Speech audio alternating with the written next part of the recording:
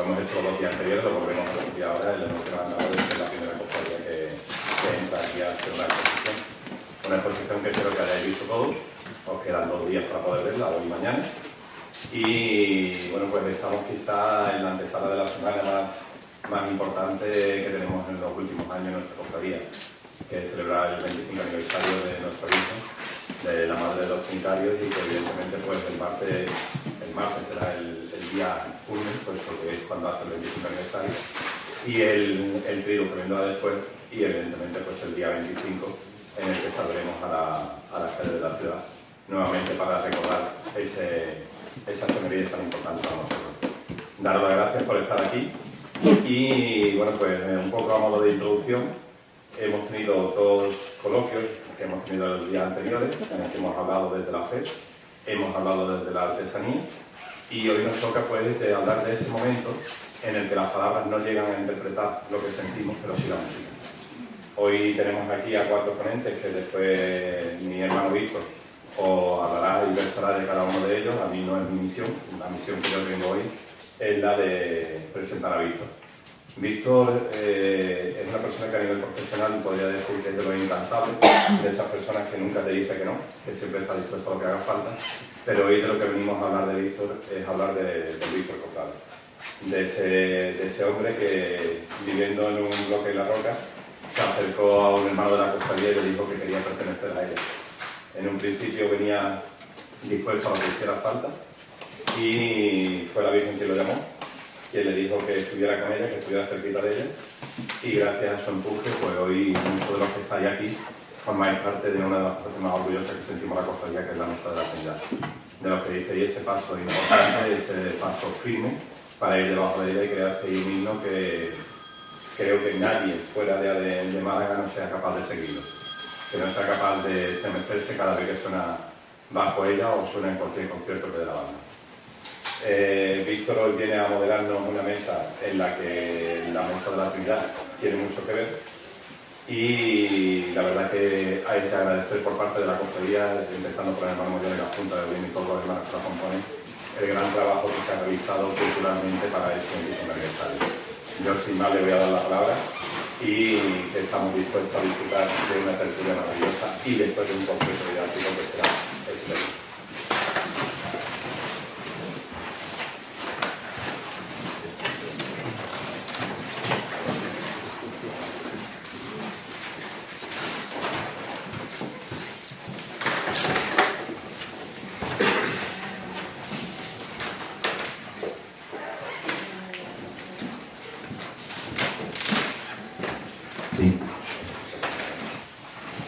Buenos días a todos. Bienvenidos, como ha dicho Fran, a este maravilloso espacio. Es un lujo para nuestra hermandad poder estar llevando a cabo este ciclo de ponencias con motivo del 25 aniversario de la coronación canónica de nuestra amada Virgen de la Trinidad, en este Museo de Málaga, en un edificio emblemático para la ciudad como es el Palacio de la Corona. Hoy, 18 de octubre, nos reunimos para hablar de la música profesional, como no podía ser de otra forma, de la música profesional dedicada a la Virgen de la Trinidad, de la música compuesta para nuestra Virgen. Y para ello, qué mejor forma de conocer la composición que invitando a compositores, artistas, creadores, expertos, que algún día se cruzaron en el repertorio trinitario y a su vez la Virgen de la Trinidad se le cruzó en sus vidas. Pero como hemos venido hablando estos días atrás, no queremos que este coloquio se quede solo en algo técnicamente o meramente informativo, o que nos centremos en la música profesional nada más, dejando de lado lo que a todos nos une, la música, la pasión por la música. Fijaos, yo siempre he defendido que todos tenemos una melodía en la cabeza para definir, para encuadrar probablemente cada momento que hemos vivido a lo largo del tiempo. Qué triste sería una vida sin música, ¿verdad? Ya dijo el filósofo Nietzsche, sin música la vida sería un error. Independientemente del gusto de cada uno, asociaremos una alegría a una melodía alegre, probablemente bailable, bailable, quédense con ese concepto, esta palabra. Después la vamos a transformar seguramente por acompasable, pero significa lo mismo. Y un momento duro, triste, quedará asociado a nuestras mentes por una melodía lenta, pausada, sobria, elegante. Hagamos un ejercicio todos los que estamos aquí presentes.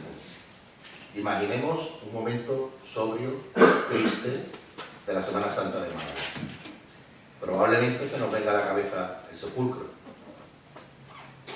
Pensemos en ese momento un momentito. Automáticamente se nos viene a la cabeza la marcha fúnebre de Chopin. Esa es la magia de la música.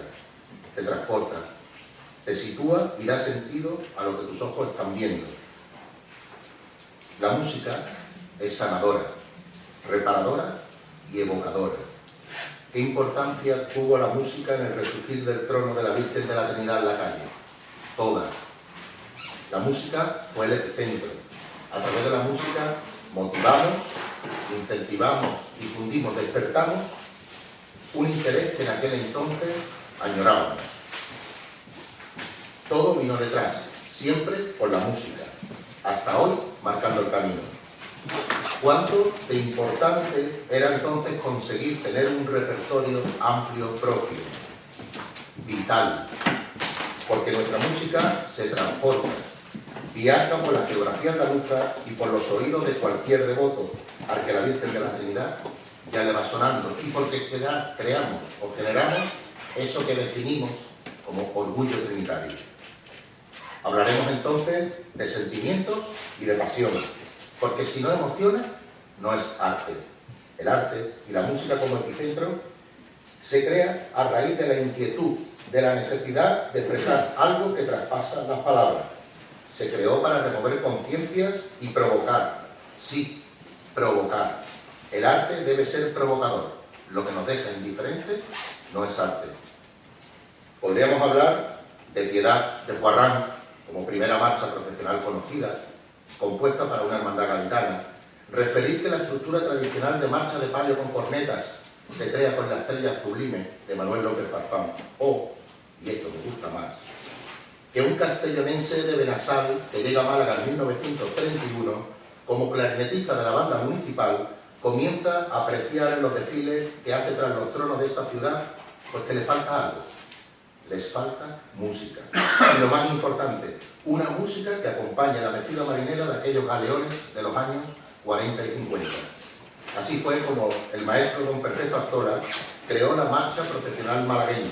Hoy tenemos la suerte de contar entre nuestros ponentes con Paloma Artola, que además de ser la nieta del maestro y padre de nuestra música, es experta en música profesional. Y de la música de Artola bebe inmediatamente Molero, que siendo un joven que toca la tuba en la banda de la Esperanza, recibe una petición por parte de su director, Vallejo. La Virgen de la Trinidad se va a coronar y quiero que le hagas una marcha. Se estrenará en un concierto en el Cervantes. En aquellos entonces, a la marcha de coronación en Málaga siempre se le había puesto la misma firma, Artola. Molero pensó, compás malagueño, como las marchas de Artola, y que suenen cornetas, que es una coronación, y por supuesto que suenen malagueñas. La música de Molero tiene una cualidad por encima de todas las virtudes de sus composiciones. Es altamente identificable, no hace falta ser un erudito para entender su música. La oyes y automáticamente te transporta a cualquier lugar donde se vean aparecer unos arbotantes, con olor de incienso, por supuesto, y visualizarás el vaivén de un palio porque su música suena a Semana Santa. Por su cercanía y amistad, Adolfo Galvez, Fito, quiso beber de Molero, lo que a su vez implica que estaría bebiendo del maestro Artola. Pero teniendo clara cuál es su personalidad compositora, porque Fito es un artista grande y en mayúscula. Fito es director, compositor, un genio del saxo y también es la voz que allá por 2012 o 2013 se arrancó cantando una saeta a nuestra Madre Trinitaria tras pasar por la Puerta de la Salud. Todos buscábamos quién estaba rezándole cantando y la sorpresa fue mayúscula cuando supimos que esa voz salía de la mesa del trono, del mismo corazón donde años después salió Trinitas. a Pablo Ojeda. Muy bien. La verdad que acorde a... Ha venido ahora. A Pablo Ojeda lo conocimos por su fama. En el ideario musical trinitario ya consideramos la marcha Virgen del Rosario coronada como nuestra. Cuando lo conocimos personalmente encontramos a alguien extremadamente cercano, alguien que navega entre una supuesta timidez y una claridad rotunda de ideas. Pablo es un enamorado de la música, un enamorado de la música que nunca quiso ser compositor. Manda pantalones. El autor más prolífero en su producción, junto a Cristóbal López Gándara en los últimos 5 años en Andalucía, nos confiesa entre risas y brindis aquello de que a mí no me gusta componer, y de hecho yo estudié análisis en la carrera. Menos mal que los pesados cofrades no dejamos de hacerle encargo, así podemos seguir disfrutando de tu capacidad, te guste o no te guste. ¿A cuántas personas de las aquí presentes que os saltan las lágrimas cuando escucháis música? Como muchos de los que estáis aquí sabéis, hace un par de meses llegó a mi vida una preciosa bebé a la que decidimos llamar Trinidad. Esta semana pasada la estrujaba en mi pecho y bailaba con ella. Intentamos hacerlo todas las tardes. En esos momentos, mi gusto amplio por la música sale a relucir. Aretha Franklin, Beatles, Paul Whitney, Raquel Burbuja de Amor, Alma de la Trinidad entre medio, Sam Cooke, Frank Tina Turner. Cualquier obra de arte es buena para bailar un lento por nuestra bebé. Pues bailando muy lento el Sitting on the Dock of the Bay de Otis Redding, la música volvió a producir en mí ese efecto inmediato que suele producirme y que se refleja en mi lagrimal. Rosa, mi mujer, me mira y me vuelve a preguntar, como siempre hace, ¿qué te pasa, cariño? Pues no sabe ya, amor mío, después de 7 años viéndome llorar por la emoción que me provoca la música, que soy un sentimental. La música es para el alma lo que la gimnasia para el cuerpo, decía uno de los padres de la filosofía, Platón. Y como también pueden ver ustedes, yo gimnasia últimamente estoy haciendo poca. Así que seguiré por ahora, cultivando mi alma de sentimientos con lo más bonito que jamás creó el ser humano, la música. Y si encima a esa música le sumamos el nombre de nuestra Virgen de la Trinidad, entonces estamos ante música celestial.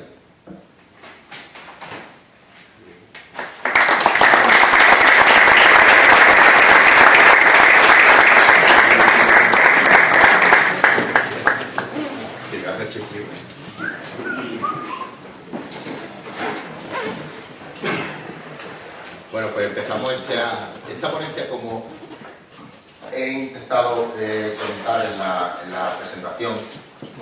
Nos gustaría que fuera algo abierto. Para ello, Frank estará preparado con el micro, si en cualquier momento decidís interrumpir, preguntar, compartir algo, que lo hagáis, que se quede más bien en una charla entre amigos y entre gente apasionada por la música, que pues bueno, pues en un curso de música como tal. Brevemente, me gustaría conocer, y un poco libre, no voy a preguntar a ninguno directamente, de los compositores, ¿cómo empieza a componer? ¿Tú mismo? Bueno, buenos días a todos. Pues, ¿cómo empiezo a componer? Directamente, yo no me considero compositor de carrera porque no lo soy. Entonces, partiendo de la base del respeto que le tengo a aquellas personas que han estudiado la carrera de composición con todo lo que conlleva eso, yo, siendo saxofonista profesional, del cual sí hice la carrera y es de lo que realmente me dedico,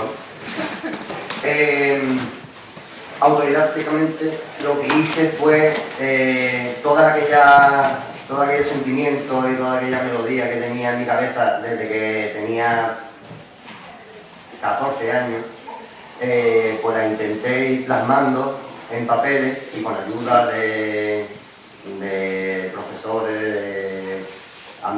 tal, que tenía un poquito más de conocimiento de la materia, fui bebiendo de cada uno de ellos, fui tirando muchas cosas. Es más, una de mis primeras marchas que compuse, que la tiré yo a la basura, no que la interpretó la banda, imaginarlo, ¿no? Porque eso no tenía como de contar. Realmente el desconocimiento sobre la materia me hizo llegar a eso. Pero poco a poco, por los propios estudios que fui adquiriendo, estudiando también con diversos maestros, y bebiendo, como ha dicho muy bien Víctor, de las fuentes más cercanas de la música profesional, como era el maestro profesor Artola, y después con las amistades que fui obteniendo, Morero y mucha gente, pues me fui intentando hacer un huequecito en el mundo de la música cofrade, y sobre todo por intentar transmitir, no solamente por medio de un instrumento, que es lo que suelo hacer, pues lo que uno lleva dentro.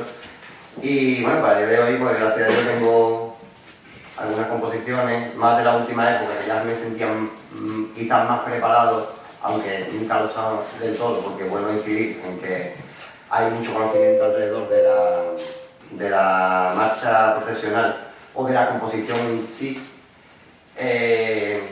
Me siento la verdad que muy cómodo y muy gusto con ello. Así que bueno, así empecé yo y así continuamos. Pablo, ¿cómo fue esa casualidad para componer? Porque tú ya tenías compuesto algo antes de que te lo subieran. Buenos días a todos. Yo, bueno, me pasó en realidad un poco como Fito. Como tú bien dices, a mí no me gustaba especialmente el mundo de la composición. Soy músico y todo lo que es relacionado con la música me gusta, pero no era algo que a mí me llamara la atención. Pero sí me ha gustado siempre mucho el análisis, entonces analizar las cosas. Entonces desde pequeño a mí me ha encantado buscar de los archivos las grandes obras de la música clásica, pero también de la música profesional, analizarla, ver por qué ciertas cosas funcionan, por qué no, intentar conocer, no solamente conocer auditivamente, que eso lo hace mucha gente, ¿vale? No me gusta, sino analizarlo para meterle el boli y decir, pues está hecho así, asado, esto funciona bien por esto no funciona bien. Y así realmente aprendí yo mucho de cómo se puede poner. Y después con cierta humildad de decirle a los músicos, oye, ¿esto cómo es? ¿Esto cómo funciona? ¿Esto te gusta? ¿Esto no te gusta? ¿Esto que te va bien? ¿Esto que te molesta a ti en la calle a la hora de tocarlo? Y así fui poco a poco aprendiendo. Evidentemente las primeras marchas que uno hace son muy sencillitos de aquella manera, desde que me aprendí. Hace poco Tejera tocó, una de las primeras marchas que yo hice, la tocó Tejera hace poco, me dio todo una telita, Pablo, telita. Pero bueno, vas mejorando si te informas y demás. Yo te digo, la rama académica de cogerte un libro está muy bien, pero después también tienes que saber en el mundo en el que vives, saber cómo son las bandas, que son en muchos casos bandas amateurs de cierta gente, no tiene la misma capacidad técnica un músico amateur, un clarinete tercero, que las bandas están medio aprendiendo, que un clarinetista profesional. Entonces vas aprendiendo un poco del mundillo y poco a poco, pues bueno, vas mejorando tu estilo y vas evolucionando dentro de lo que a ti te gusta también como compositor. Madrugada Macarena ya la tenías hecha, ¿no? Cuando te la piden. Madrugada Macarena, cuando la coloco, por así decirlo, en la Macarena, sí medio la tenía un poco planteada, porque evidentemente al principio no piensas que vaya a tener la fortuna de poder dedicar algo a la Macarena, pero sí, la tienes medio planteada.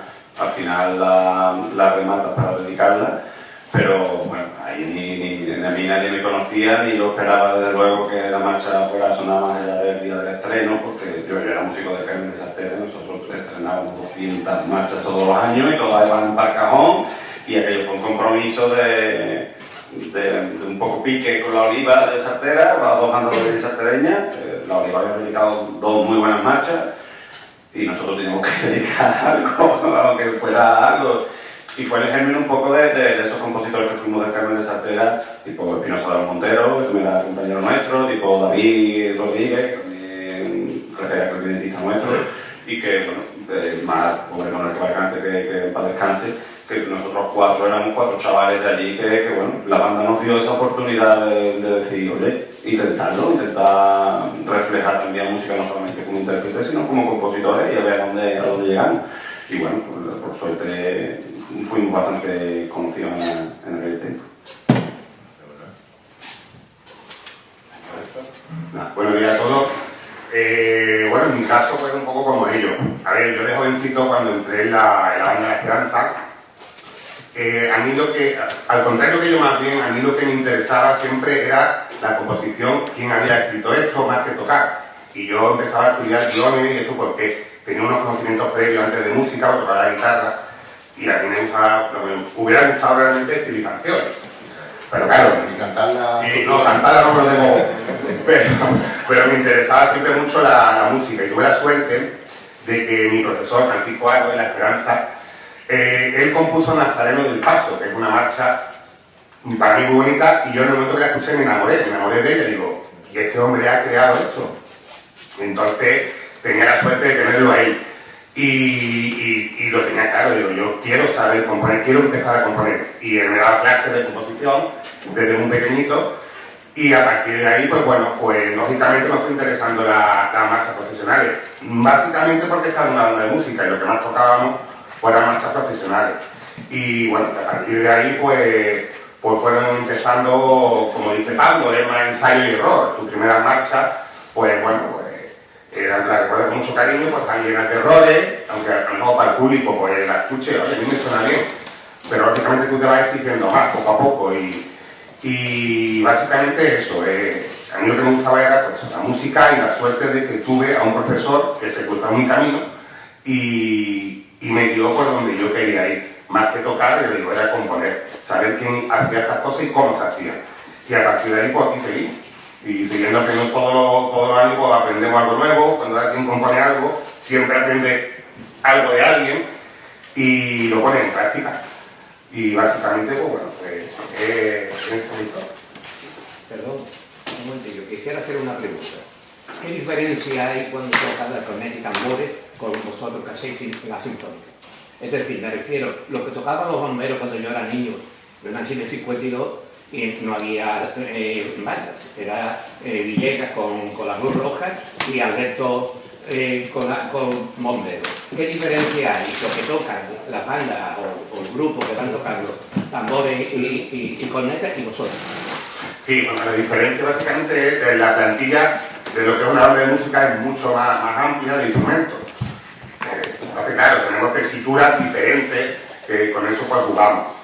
Tenemos saxofones, que es la madera, flautas, clarinetes, tubas, trombones, que en el caso de Bomberos, digamos que componía perfectamente, y el Alberto Estame, él únicamente tenía 4 voces.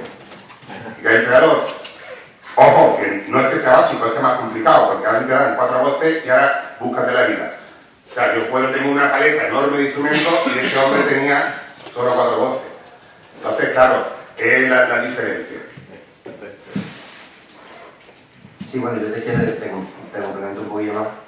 Es que realmente son, dentro de la música en general, lo podríamos dividir por géneros, ¿vale? Por estilo dentro del gala, que al fin y al cabo es música.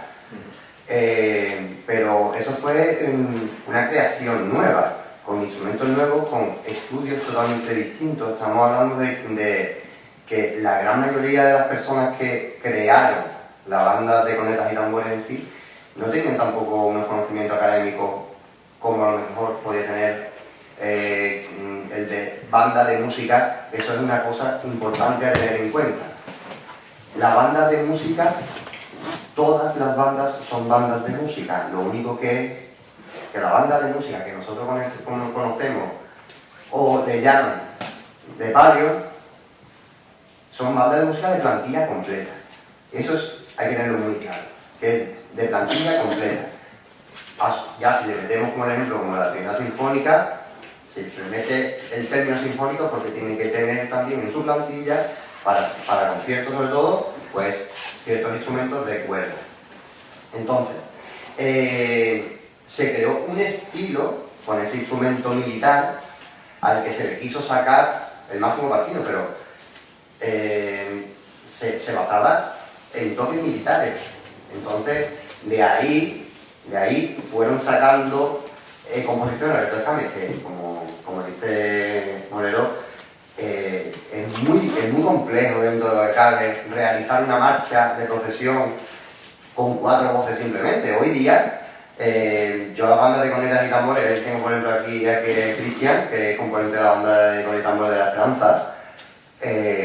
Para mí la banda de cornetas y tambores de la Esperanza podría denominarla como una brass band, porque es un conjunto de metales totalmente. Una banda de cornetas y tambores. No tiene nada que ver con lo que es la corneta y tambores. Claro, pero entonces, pues, es que no se le puede denominar ni estilo, ni género, ni, bajo mi punto de vista, con un conocimiento genérico de la materia. Es una banda de música, una formación musical. Y dentro de esa formación musical, pues existen esas pequeñas diferencias, sobre todo en plantilla y en formas de conocer, porque al igual que antes no se conocía, ahora, con el ejemplo de tanto la de Paseo de la Esperanza como la de nuestra hermandad, cautivo, también se le puede considerar una brass band, porque es que son un conjunto de metales haciendo música con diferentes formas, se va ampliando mucho el conocimiento a la hora de escribir, tiene mucha más paleta. Antiguamente la corneta tiene 2 posiciones y limitadas en notas, y lo que se podía componer, lo que se podía componer en fa menor y vamos que vamos. Entonces, pues por ahí más o menos es por ahí.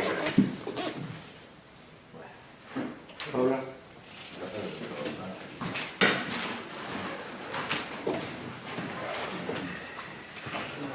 Quería significar. ¿Se oye o no? Sí, sí. Háblele directo. No, coge el micrófono. Ahí. Sí. Bien, yo quería significar que mi suegro, el fallecido José Andreu Navarro, que fue director del Conservatorio Superior de Málaga, catedrático en composición y armonía, catedrático, contrapunto y fuga, llega a Málaga en diciembre del 47, aprobando la oposición a teniente director de banda de música, que al mismo tiempo fue el director de la banda de Pimienta Aragón 17. Llega a Málaga en diciembre de ese año, se va a vivir al Palo, y a continuación, a los pocos meses, se viene a vivir a la Trinidad, al pabellón, los pabellones militares que hay en la Trinidad. De ahí creo yo que nace su vinculación con la Trinidad, porque él en el año 56 compone la Virgen de la Trinidad, que otorga la partitura a la cofradía, creo que estará en la cofradía. Solo hizo otra obra más cofradiera, no fue un compositor cofradiero como su gran amigo Pepe Cartola, que se llevaban muy bien. Tengo ahí un dato del año 73, de Eduardo Con, presentando la obra de la Virgen de la Trinidad, tocándola perfectamente. Tuvo unas gran relaciones. Él no fue cofradiero, pero sí fue un compositor en donde tiene pasodobles, tiene scherzos, tiene incluso hasta 2 obras sinfónicas, ¿no? Simplemente aportar que en el terreno cofradiero dejó 2 piezas, la Virgen de la Trinidad y la Virgen de la Aspiración. La Virgen de la Aspiración cobró más importancia porque el director de la Banda Municipal Sinfónica de Sevilla le llega esa obra de la Virgen de la Aspiración, y entonces él tenía un programa dedicado a descubrir composiciones cofradieras antiguas. Y entonces pidió permiso a la familia para tocarla en Sevilla. Entonces tocó la Virgen de la Aspiración en Sevilla, y es así, cogió mucha más auge, más fama. Es más, llegaron a censurarle porque era la primera vez que en la semana en la procesión oficial de la agrupación de cofradía de Sevilla, se había tocado una obra de un no sevillano. Que Andreu, como apellido, es valenciano y viene de Torrent. simplemente hacer esa precisión de que aunque no fue un compositor cofradiero, sí lo fue perfecto actor que la admiraba. Y me acuerdo la anécdota de que le pregunté a una persona que los conocía y digo, mira, ¿con quién hablaba mi suegro valenciano? Y dice, fue perfecto actor. Se veían los dos y se ponían a charlar los dos en valenciano y tal. Y de ahí el cariño, uno de Torrente y el otro de Alicante, dos valencianos que para mí fueron dos pilares de la música, junto con Pedro Gutiérrez Lapuente, que yo se lo pedí a Paco de la Torre y que sería bueno hacerlo, el colocar un monolito allí donde está el Conservatorio Superior de Música de Málaga, porque de ahí, él, bajo su dirección, consiguió el grado de superior y se construyó ahí el edificio. De ahí ha salido de perfecto con la Filarmónica, de Pedro Gutiérrez Lapuente y de José Andreu en la enseñanza, fueron los pilares de todas las bandas que hay en las distintas cofradías. Se lo pedía así a Paco de la Torre que lo pusiera allí como un reconocimiento a estos tres pilares de lo que es la música hoy en Málaga, que en aquel momento solo estaba esto. Nada más, simplemente hacer esa cosa. Paloma, algo que siempre me ha despertado curiosidad y de hecho lo hemos hablado muchas veces a nivel banda, a nivel trono. A día de hoy, componer te ofrece la posibilidad de acceder a información, como por ejemplo ha comentado Fito, o Molero, o Pablo, que siempre se han visto reflejados en otras obras, o han escuchado lo que ha hecho un compositor, otro compositor, han intentado ir mejorándolo, o han adquirido conceptos, pero sobre todo los actuales tienen la facilidad de cuando le hacen un encargo, pues por ejemplo, cuando hicimos el encargo a Pablo, Pablo ya conocía, porque había visto vídeos de la Trinidad andando, sabía lo que requería. Bueno, aparte nos llevamos un corralón del barrio y le dijimos, tu marcha queremos que suena esto. Le diga. Pero, ¿cómo se inspiraba Perfecto Actor? Bueno, pues en primer lugar, buenos días y agradecer a la Cofradía del Cautivo que haya querido contar con mi presencia y en particular con Víctor por llamarme para estar en esta mesa, que creo que no debería de estar, puesto que aquí lo que hay son verdaderos compositores y ya me gustaría a mí tener la mitad de los conocimientos que ellos tienen. Así que vaya por delante mi agradecimiento y también que me hayan dicho que soy experta, que tampoco me lo considero, pero sí soy una gran amante y apasionada de la música en general y de la música profesional en particular. Perfecto Actola, cuando llega en el año 31, llega con su clarinete y entonces él viene del Levante, donde la manera de procesionar detrás de unas andas muy pequeñitas con un santo o un señor o una virgen no tenía nada que ver con el concepto que había aquí. Era un poco como la época de los ministriles, ¿no? La música iba por un lado y las andas iban por otra, hasta que llega un momento en que se hace ese conjunto, ¿no? Gracias a la transformación de la música y en el origen a la música militar. Pero dicho esto, el abuelo va detrás de la banda, va con la banda municipal detrás de cualquier imagen y entonces como aprende a caminar como andan aquí los tronos. Él dice que ese andar marinero y el vaivén de las olas es el andar propio nuestro y con respecto a esa forma de caminar es lo que él mama, lo que él intuye con esas composiciones, digamos, clásicas que se tocaban en aquellos entonces. Y a partir de ahí él empieza a crear música en base a lo que había vivido. Él llega en el año 1946, cuando ya es director de la banda municipal de Málaga. Yo llegué a hacer que caminasen de la misma manera dos piquetes de la Marina que venían en aquel entonces, los Hombres de Trono y la banda municipal, con los arreglos que el abuelo hace con la marcha fúnebre de Chopin. Entonces podríamos hablar ya en el año 46 de, entre comillas, de ese primer ensayo de Hombres de Trono. O sea, él llega a compaginar esos tres movimientos al unísono para compasar, para hacer algo bailable, como has dicho, en la forma de caminar nuestra. Eso es muy de gusto del malagueño, no había otro compositor, el abuelo era tremendamente generoso, no porque lo diga yo, sino porque hay mucha gente que lo puede corroborar, y no le dijo nunca no a nadie y a cualquier composición nunca se negó. Entonces, el patrimonio musical que Perfecto Actola deja lo deja porque las cofradías se lo piden y hacen que componga de esa manera. Digamos que el YouTube de la época fue el primero ese aprendizaje con la banda y luego eso llevarlo al interior y a su vez luego exponerlo. Mira, visto con respecto a lo que has comentado al principio que has leído y con la conversación telefónica que tuvimos, hablamos de que ibas a hablar de la música en general.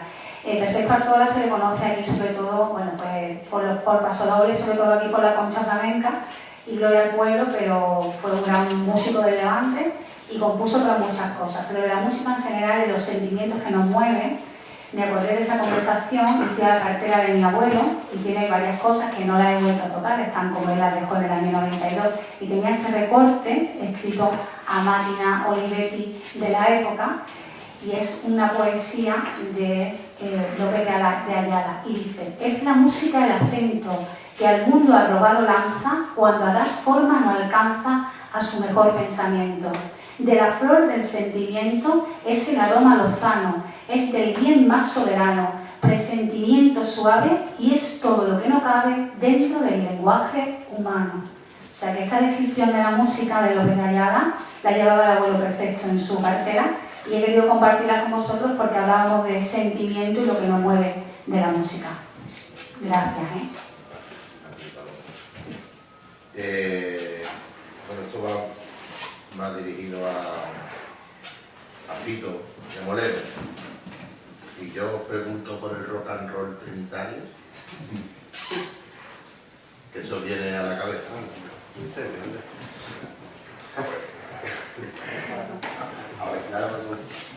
Sí, el rock and roll trinitario es, vamos a decirlo como los rockeros, es una forma de vida.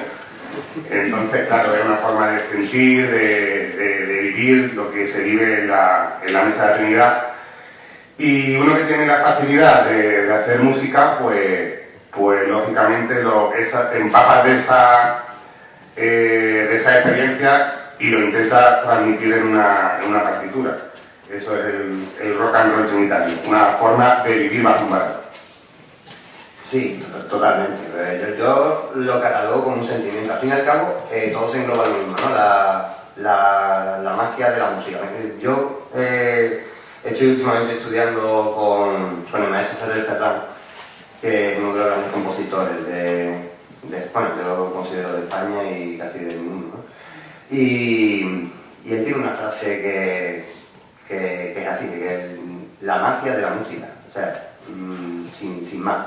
Y el rock and roll trinitario es un sentimiento que a cualquier composición, no, pero le crea, a algunas composiciones les crea que sin ser rock and roll, al hombre del trono de la Trinidad lo convierta en rockero por un momento y que ese rock los transforme en arte.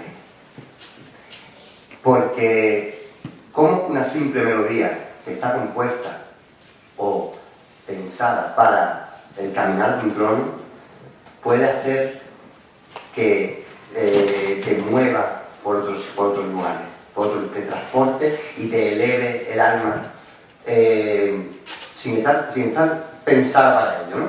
Entonces, yo creo que es algo también difícil de explicar, ya que eso es algo como muy interno, ¿no? Nunca me lo he dicho. Interno es el interior de los pies de la Virgen, ¿no? Pero más o menos lo que te hace vivir un poquito más la emoción de llevar a la Virgen de la Trinidad. Perdón, yo también me gustaría que es característica del rock and roll trinitario, ¿no? Precursor de ello. Habéis dicho bien, es una forma de vida o de entender nuestra vida bajo los varales, pero sobre todo, y en esto puedo enlazar con lo que he dicho antes en la presentación con el término bailable o acompasable. Cuando he dicho que la música fue el epicentro, evidentemente contábamos en unos años en los que necesitábamos hacer algo distinto para que pues, nuestra Virgen se le siguiera y se le viera en la calle. Tomamos por el camino de la música porque consideramos que era lo más sentimental, lo que más llegaba. Claro, ten en cuenta que yo al final entiendo un trono en la calle como un toro. Un trono andando mecida corta, sin música, es bonito. Andando largo a tambor y ganando metros, es precioso. Pero acompasando la marcha ya es acojonante, es completo. Pues eso era el rock and roll trinitario, era de alguna manera identificarte, marcar un sello, una forma de profesional y una forma de andar que nos diferenciara para que así pudiera acceder más gente a mirarla, a verla. Y bueno, y nos ha dado y nos sigue dando, ¿no? Momentos maravillosos y espectaculares. Muchas gracias, Víctor. Nada. Antonio.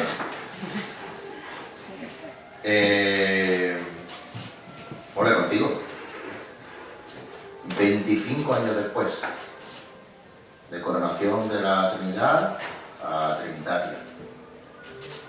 Evidentemente las personas cambiaron. Pero, ¿qué sientes cuando tu música sigue levantando la misma pasión? Yo te dije el otro día hablando por teléfono que cada vez que le componía a la Trinidad te hacía un poquito más famosa. Que algo pasaba, tenías como un idilio que cada vez que, oye, llegó el resto de tus pies y te lanzamos a la fama, ¿eh? Sí, ¿no? No, a ver, mira, Trinitaria, 25 años después. Pues, para no extenderme mucho, mira, el mayor problema que yo tuve con Trinitaria, cuando me encargaste de la marcha, y además estuve durante días, digo, no era qué voy a componer con el piano, qué melodía, tal, sino qué voy a hacer. Y explico. Yo había hecho Coronación de la Trinidad, Reza a tus pies, son marchas alegres, y lo que fue más difícil para mí es decir, voy a continuar, ¿qué línea voy a seguir? Voy a hacer una marcha alegre, voy a cambiar de tercio, voy a ir a la tercera marcha, y voy a seguir igual para no repetirme, voy a hacer una marcha un poco más fúnebre, que también le cabe a la Trinidad perfectamente. De hecho, la de Alma de la Trinidad es una maravilla y no tiene nada que ver con las marchas alegres de coronación. Y eso fue lo más complicado que para mí resultó Trinitaria. Y al final, después de ponerme mucho la cabeza, porque repito, fue lo más difícil para mí, ¿qué hago? Tiro por aquí, tiro por allí. Y llegué a la conclusión, digo, ¿qué voy a hacer con Trinitaria? O sea, con Trinitaria, después la marcha que me habían encargado, no sé bien el nombre. Digo, vale, voy a hacer 25 años después una marcha de coronación, como si el sábado que viene se volviese a coronar la Trinidad. Y probablemente Trinitaria sería la marcha de coronación que yo haría después, 25 años después, si se volviera a coronar. Si nos olvidamos de que es un aniversario, decir, oye Moreno, mañana el sábado se corona la Trinidad, haz una marcha de coronación. Esta es Trinitaria, esa fue mi idea.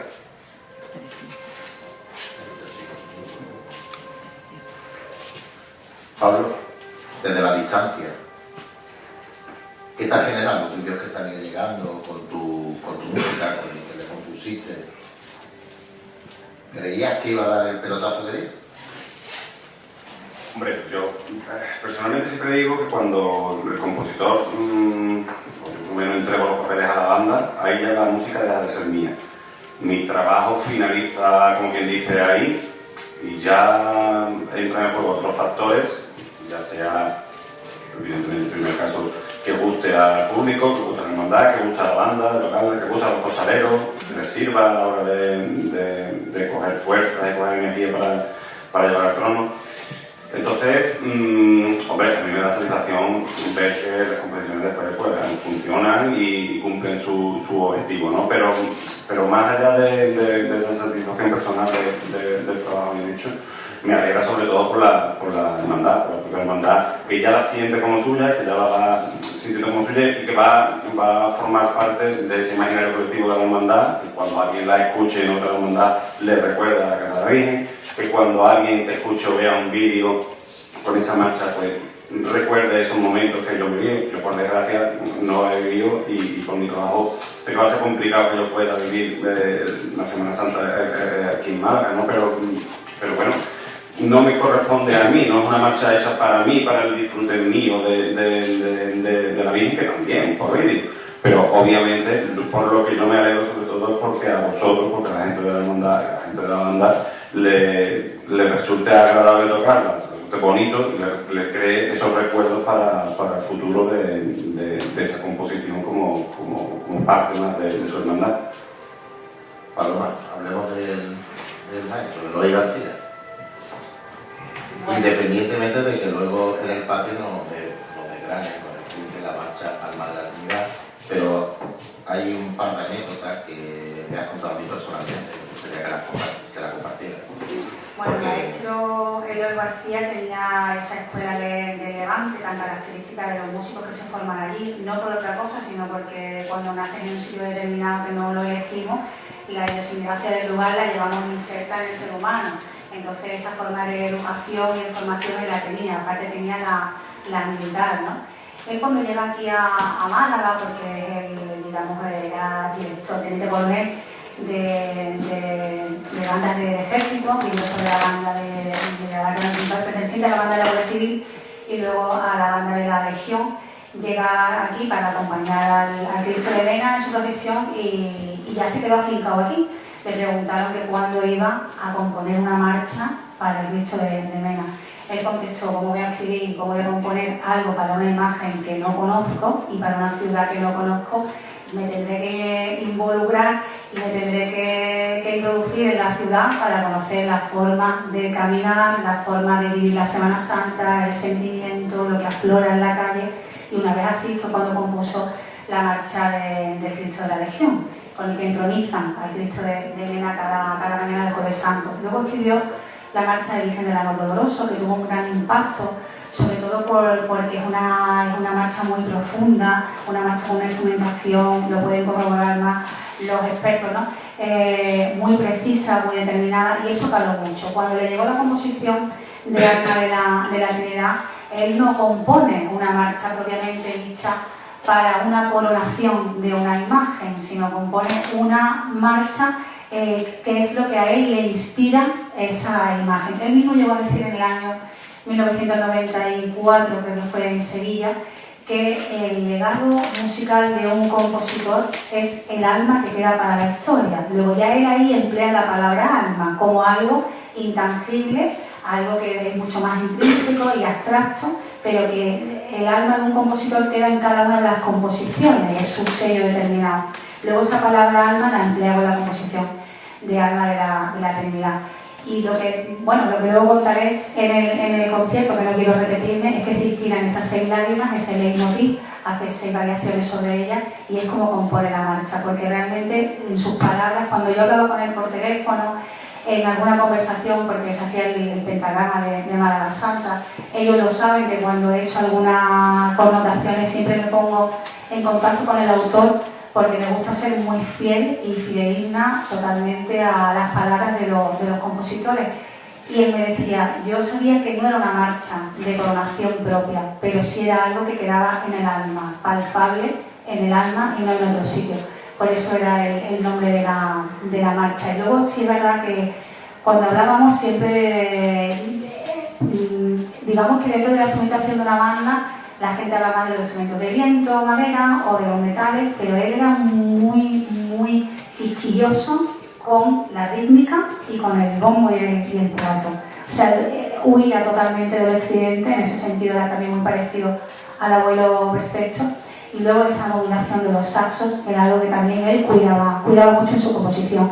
Yo creo que ellos lo podrán corroborar mejor como expertos musicales, ¿no? Sí, a mí añadiría lo de la marcha de la Trinidad, me pareció rompedora y incluso arriesgada, porque lo que hemos hablado, todo el mundo espera una partitura de gloria y que Eloy decidiera la personalidad de decir: no, voy a hacer esto, que es una marcha magnífica.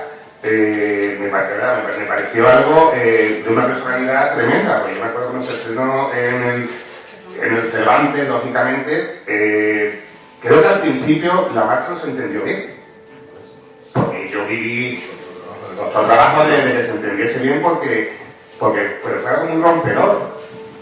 Pero sobre todo modelo también porque digamos que el colorido triunfal que tienen las marchas de aquí del sur, en principio siempre para bandas de música, como comentábamos al principio, en las plantillas se utilizaba la trompeta, la corneta estaba exenta dentro de las bandas de música, era otro palo, que era la banda de cornetas y tambores, pero ese colorido estaba fuera de la pala de color de Eloy García, y sin embargo lo que sí no pudimos comprobar era el cariz sinfónico que tenía una marcha profesional, es decir, escuchar la cuerda en una composición que no lleva cuerda, ¿no? Entonces que era otro rollo totalmente distinto. De ahí es donde voy, el decir que costó trabajo de que la marcha entrara. Lógicamente desde Polonio se ha demostrado que es una gran composición, pero sobre todo lo que yo más realzo fue eso, el decir, no, es una composición como yo quiero, con alma, como tú has explicado muy bien, en un momento que probablemente me pidan, o esperen, más bien, más que me pidan, esperen una marcha de gloria por lo que se va a celebrar, y es la persona de decir, no, voy a hacer esto. Y es con lo que yo realmente me quedo y me parece fantástico. Fran. Sí, se me oye, ¿no? ¿Qué tal? Nada, la verdad, enhorabuena por este ratito de charla que hay poco en Málaga y lo que está muy bien. Un poco a raíz de esto que comentamos del estilo que se compone para X Virgen o tal, está claro que la Trinidad fue como una especie de cosa muy distinta, ¿no? A la que estamos acostumbrados a la Trinidad, o luego los años han dicho que se le compone para la Trinidad, que fue evidentemente un corte un poco más alegre y más vivo que lo que puede ser la marcha de García. En relación a lo que se ha comentado aquí, quería preguntar un poco sobre ese calzador que a veces las cofradías tienen que poner a la Virgen, tienen que poner a la banda, ¿no? Para, digamos, introducir un repertorio, pero a lo mejor pues, un estilo de marcha que no le viene tanto a la Virgen, como por ejemplo a la Trinidad, o como por ejemplo esta marcha que comentábamos de José Antonio Navarro, o otra marcha de Antonio Moreno Pozo, María Santísima de la Trinidad Coronada, que marcha, por ejemplo, que desde que se estrenó pues no la he vuelto a escuchar, o digamos que la he hecho de menos. Entonces quizás esta pregunta no va tanto a los compositores, sino más a la cofradía, ¿no? A los que realizan ese repertorio. ¿Qué estrategia hay de alguna manera, pues, poner en valor, ¿no? ese repertorio que a lo mejor queda un poco más oscurecido o que necesita de más tiempo, necesita de algún tipo de cazador, porque no es porque esas marchas carezcan de calidad, sino porque, digamos, pues no entran tanto en el andar que tiene la Virgen? Vale, te voy a contestar yo directamente. Mira, hablamos del ejemplo de la Virgen de la Trinidad, ¿vale? Al igual que es una Virgen coronada de barrio, y entendemos que la alegría es algo que no puede perder en la totalidad del camino, pero entendemos también que por el corte de la imagen barroca, clásica, que inspira un recogimiento, al igual que todo lo que le rodea a la Virgen de la Trinidad, y ahora lo podemos ver, que ya lo hemos visto casi todo, pero lo podemos ver en el museo, el clasicismo, el arte barroco de su palio y de su manto, lo que nos inspira también es que es una Virgen clásica, elegante. Nada más que tienes que coger las dos marchas que podemos considerar bandera de la Virgen de la Trinidad, como pueden ser Alma de la Trinidad y Coronación de la Trinidad, y saber que son dos polos opuestos prácticamente. Por tanto, nosotros cuando hacemos una cruceta de la Trinidad defendemos que la Virgen, lo primero, es su repertorio propio. Las maniobras son con marchas clásicas y después, como decimos alguna vez, algún hits. Pues bueno, la marcha típica que del año que ha dado el pelotazo y tal. Dentro de ese repertorio propio, que a día de hoy contamos con 27 marchas montadas, una 28 que ha llegado, que se estrenará el sábado que viene en la misa, porque la última pieza de la misa que ha compuesto Cristóbal López Gándara es una marcha profesional, más bien de gloria. No, yo personalmente no la veo mucho acompañando el lunes santo, pero una marcha que es la que hace 28. Nosotros, por ejemplo, el sábado llevamos 17 propias en cruceta. ¿Qué pasa con marchas que no se tocan o no se meten en el repertorio? Normalmente se han probado. Tenemos que entender que la música procesional, el principal objetivo es acompañar un trono. Y esto no quiere decir que todo lo que no sea chimpún no vale, no es eso. Pero que el objetivo fundamental de la música procesional es acompañar al trono. Si las veces que hemos probado ciertas marchas no funcionan, oye, esto es como quede o me corto que no me duela. Son todos marchas propias, pero evidentemente hay unas que encajan o funcionan mejor que otras. Por ejemplo, has comentado de Moreno Pozo. Los Moreno Pozo no la entendimos nunca. A lo mejor es una composición magnífica, a lo mejor es el oído de los que estamos en la propia hermandad, los que no. Suena ahí algo de la Trinidad del Maestro. Sí. Pero se intenta siempre hacer, como te he dicho, si tienes los polos estos opuestos de alma de la Trinidad y coronación y puedes navegar en ese abanico tan amplio y tan inmenso, pues aprovecharlo. Bueno, yo lo primero, ante esto, es darle las gracias por el apunte, porque la pregunta me la está haciendo Tomás Ocaña, que es un gran compositor. No solamente de marcha, sino un gran músico y compositor. Y bueno, pues nada más que tu presencia aquí, a mí personalmente me alegra y te lo agradezco. Es poco más que añadir a lo que dices. Yo entiendo lo que quieres decir perfectamente. Y el tema de que funcione más o funcione menos, al final siempre rompe esa balanza. Yo estoy muy de acuerdo, yo por mí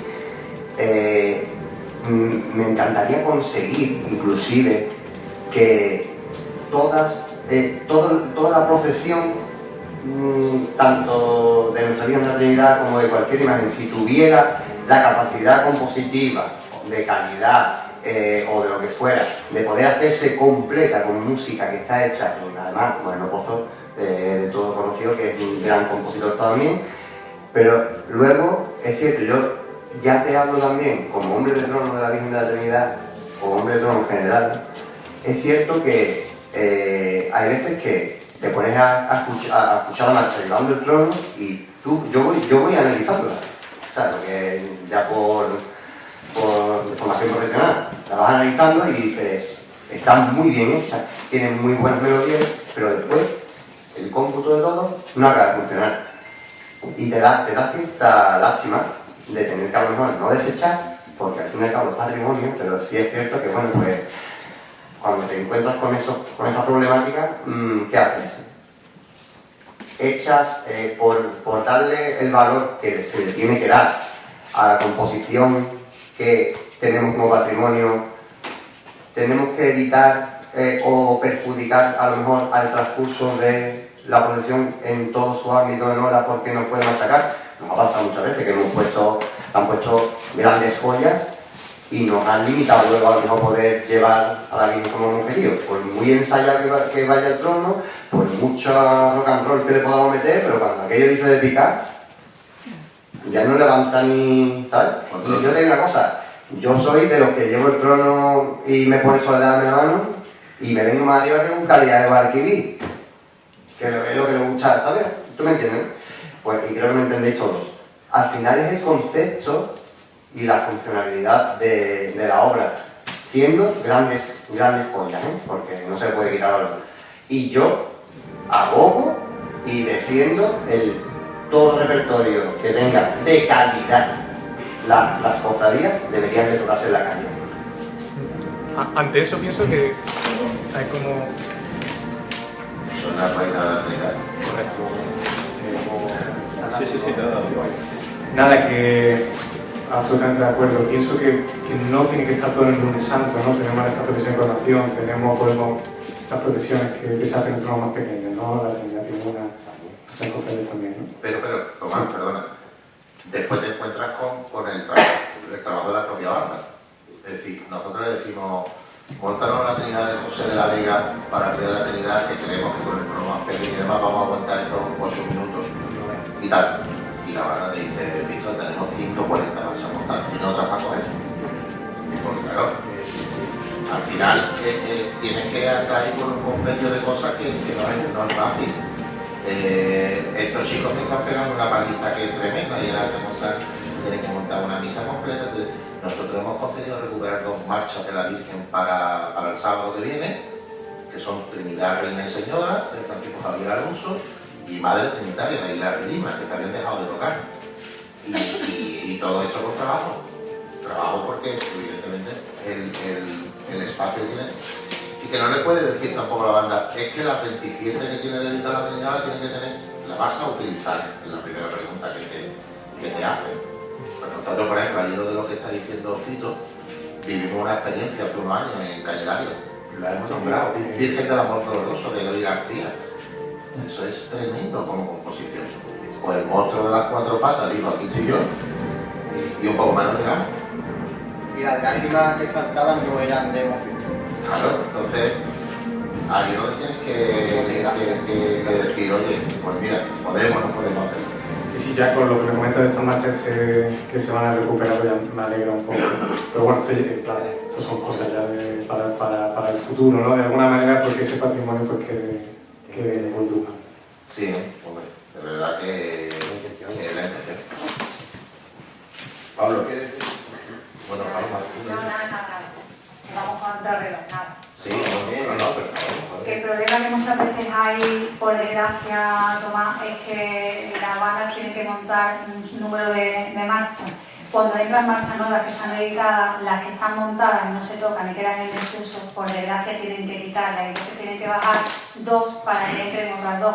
Eso suele pasar bastante y a veces pues verdaderas joyas se quedan en el cajón o no se vuelven a sacar, no se vuelven a recuperar. Pablo, cuando viniste al ensayo previo del estreno de la marcha, un 21 de octubre, me comentaste que te había llamado la atención y algo que quiero destacar, la banda.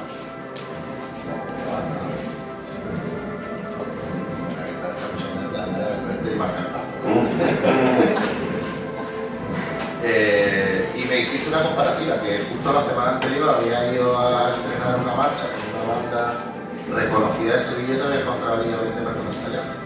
Y que cuando viniste y viste la cantidad de gente joven,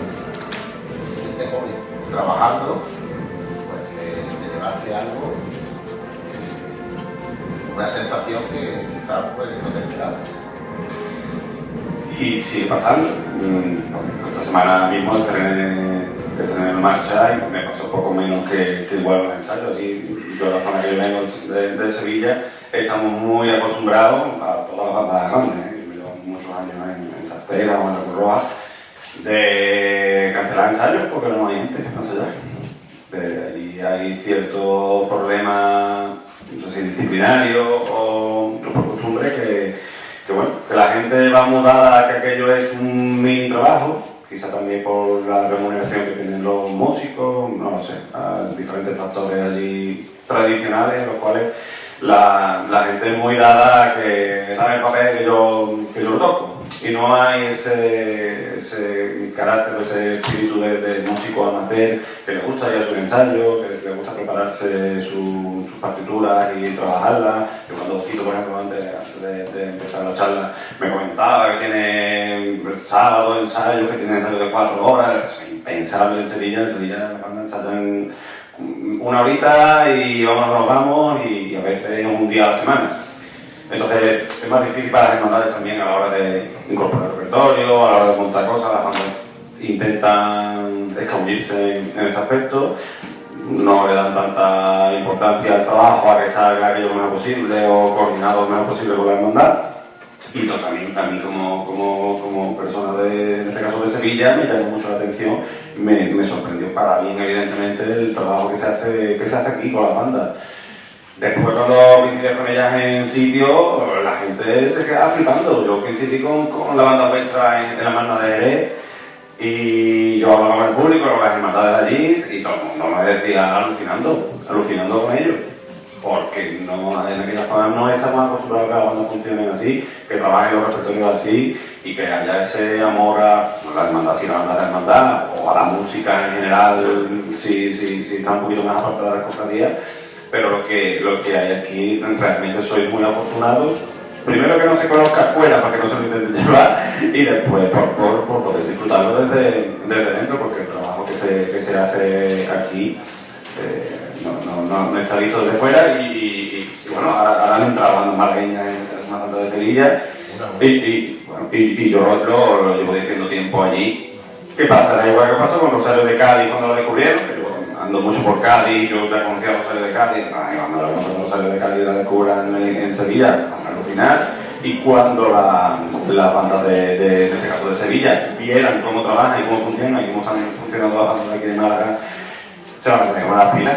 No nos vamos a tener que poner mucho las pilas porque se está desarrollando un trabajo con los jóvenes de aquí de Málaga que a corto plazo ya está dando muchísimos frutos y las hermandades de aprovecharlo porque realmente a veces pienso que no sabéis la suerte que tenéis de disfrutar de este tipo de agrupaciones aquí. Creo que voy tirando otra vez, pero es que No puedo hablar, yo nací en 1952 y entonces con 16, 17 años los alemanes, Sinfónica, ya acabó y llega con el cambio y entré en la cofradía revolucionada y nos daban un paraquedista y tocando palo. Aquello era polo y había que decirle a polo o digo te van a mucho. Dile que nos dormimos, que no llegamos. La carretería, este paso no llegamos, nos estamos matando. Claro, y entonces ahora aprovechando que está ahí los compositores, agradecer la música, porque yo no he sacado trono con música, lo he sacado con tambores, nada más, simplemente. Y entonces era de locura. Y llega con el cigarrillo en la boca, con un palito y la mano derecha y... Es decir, maestro, que así no llegamos, te lo juro de verdad, que es imposible. Y entonces venía corriendo, digo, de pan, el pala o el que llevaba, no me acuerdo de la musama, que era portuario. Llegaba y le decía, mira, tira el cigarro, 2 palitos y pégale que tenemos que salir de catedrático.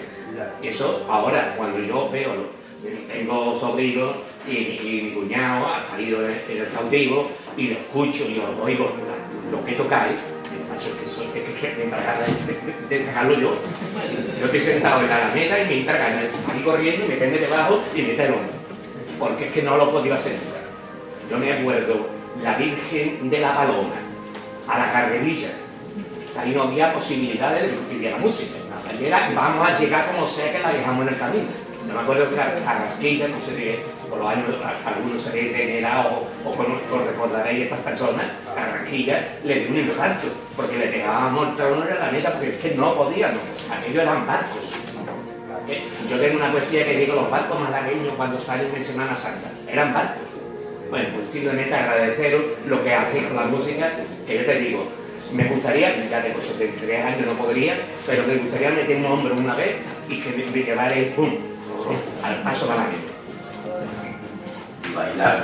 Sí, bailar, no. Pues la verdad es que sí, porque yo no he vivido esos tiempos, pero casi. Pero casi porque lo vivencias con la familia y tal. Y era más que heroico.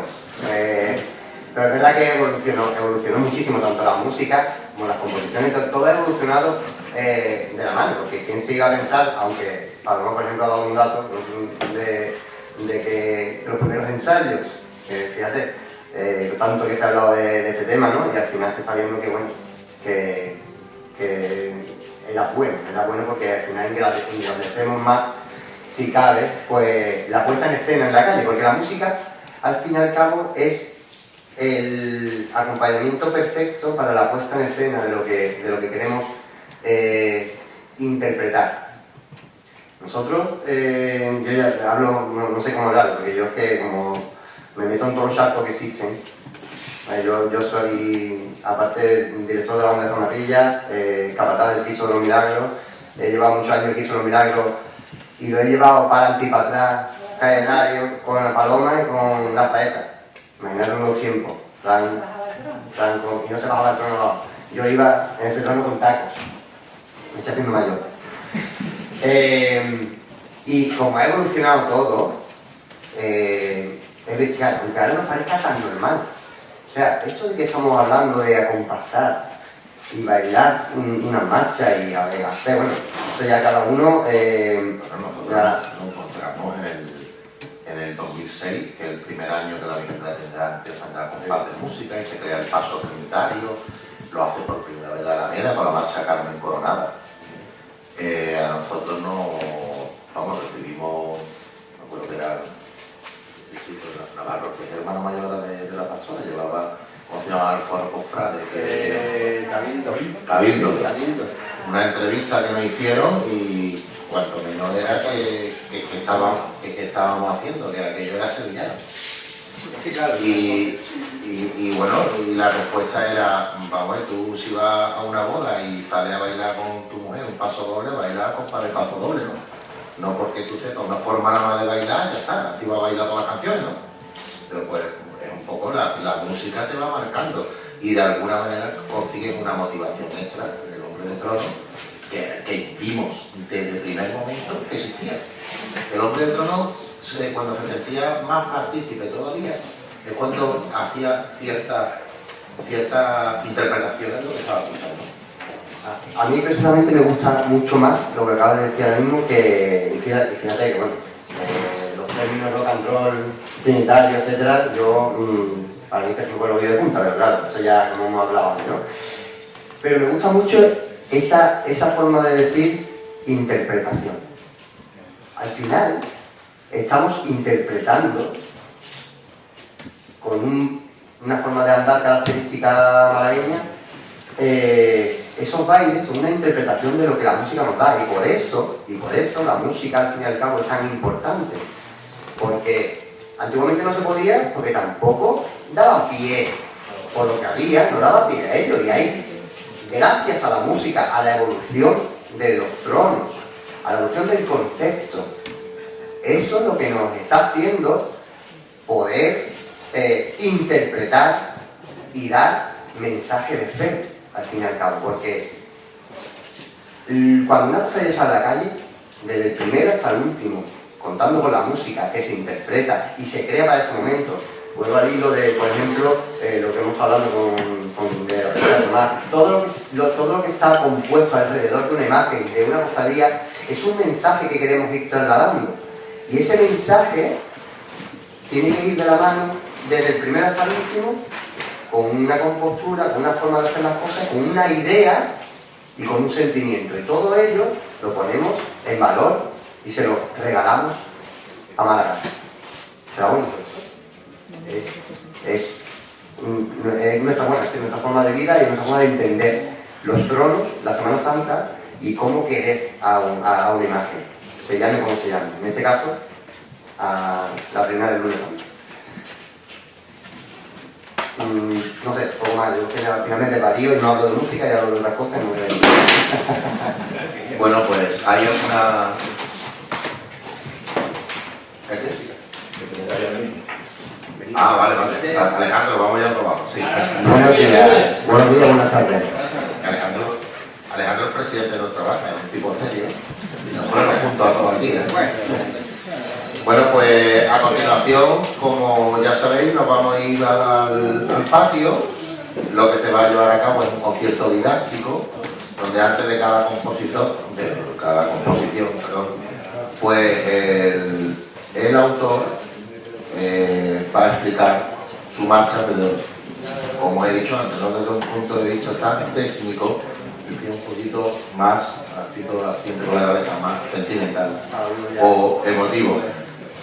Vamos a contar con las dos explicaciones de Paloma, de la marcha de su abuelo de Perfecto, y con la del maestro Luis García. Así que si hay alguna pregunta más. ¿Alguien que tenga que hacer alguna pregunta más? ¿Algo que queráis decir? Yo lo único que decir, antes de que nos vayamos para abajo, terminemos esta primera fase, que es verdad que me identifico mucho por las palabras que habéis escrito, porque lo hemos sufrido mucho. Y sí que me gustaría destacar una de las cosas que ha dicho Pablo. Y es que aquí durante el año tiene tanta importancia un tesorero que trabaja por la economía de la cofradía, como puede tener la mafia que está abajo, como lo tiene el músico, que durante todo el año, de manera desinteresada, sin cobrar un solo euro, está vinculado a su cofradía y planta en cualquier parte de la ciudad o en cualquier provincia, planta su bandera y identifica a nuestra cofradía. Entonces, para mí es algo que no destacamos de los músicos y algo que deberíamos destacar mucho. Nosotros tenemos la gran suerte de tener dos formaciones, que sin irte más lejos, la semana pasada con la Magna de Córdoba, entraba 3 caídas en la ciudad y todo el mundo iba a verlo, pero de inmediato lo primero que decía la gente es: chicos, a correr, que a las 4:15 sale Cabildo. Eso para nosotros es un orgullo tremendo, es una felicidad tremenda, y alabar a la cofradía que siga apoyando esta iniciativa, porque de verdad hace mucha falta apoyarlos. Están evidentemente en sitios diferentes a la cofradía porque no pueden estar con nosotros. Estamos hablando de que la banda de cornetas son 170, la banda de la música son 130 aproximadamente, si no me corrige Benito más o menos, más sus escuelas, más los niños que tienen esa intención de seguir tocando detrás y que renuncian a algo muy importante, que es renunciar a salir de penitente, a salir de mantilla en el caso de las mujeres o salir bajo de un varal por ir acompañando musicalmente. Vamos para abajo. Muchas gracias a todos.